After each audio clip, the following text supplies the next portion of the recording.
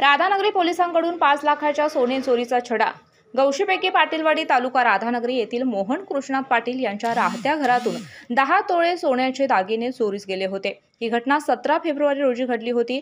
या चोरीची फिर्याद मोहन कृष्णात पाटील राधानगरी पोलीस ठाण्यात दिली होती।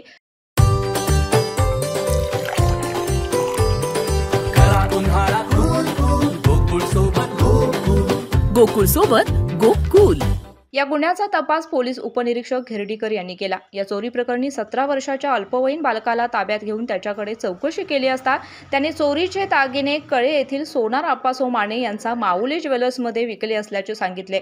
दरम्यान पोलीस कळे येथे गेले असता माने यांचे दुकान बंद असल्याचे निदर्शनास आले। यावेळी पोलिसांनी माने यांच्या मोबाईल नंबरवरून संपर्क करून सोन्याचे राहिलेले पैसे देण्याची मागणी केली। त्यावेळी माने यांनी त्यांना वाखरे फाटा येथे येण्यास सांगितले। दरम्यान वाखरे फाटा येथे पोलिसांनी सापळा रचून सोनार आप्पासो माने यांना ताब्यात घेतलं। त्यांच्याकडून कसून चौकशी केली असता अल्पवयीन बालकाकडून आपण सोने घेतले असल्याचे कबूल केले।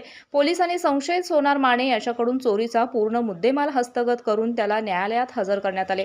कामगिरी वरिष्ठ पोलीस अधिकाऱ्यांच्या मार्गदर्शनाखाली पोलीस निरीक्षक संतोष गोरे, पोलीस उपनिरीक्षक Mahesh Gherdikar, police constable Kiran Patil, police constable Patil, police constable Pawar, police constable Gurav यांनी केली। कोल्हापुरी कारभारसाठी राधानगरी प्रतिनिधी मिलिंद कांबळे। अशाच नवनवीन अपडेट पाहण्यासाठी आमच्या केके न्यूज चॅनेलला सबस्क्राइब करा।